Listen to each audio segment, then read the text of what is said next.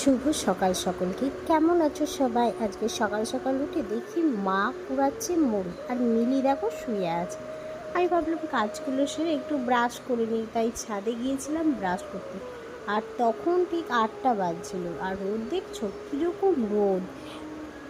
এবার যাচ্ছি বাজারে, কারণ আজ আমাদের বাড়িতে একটা জিনিস হবে, কারণ আমি চলে আসবো কলকাতায়, তার জন্য মা বললো তোর জন্য একটা স্পেশাল বানায়।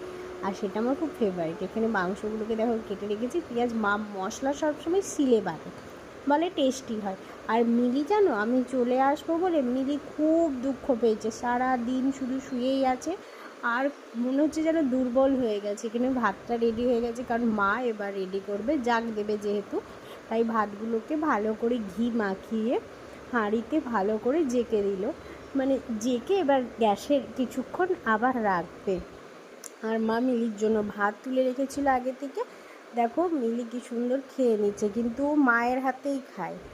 ঝুরঝুরে বিরিয়ানি রেডি। তো চলো, কে কে খাবে চলে এসো। টাটা। পুরো ভিডিওটা দেখো, ভালো লাগলে লাইক কমেন্ট শেয়ার ও সাবস্ক্রাইব করে দিও। টাটা।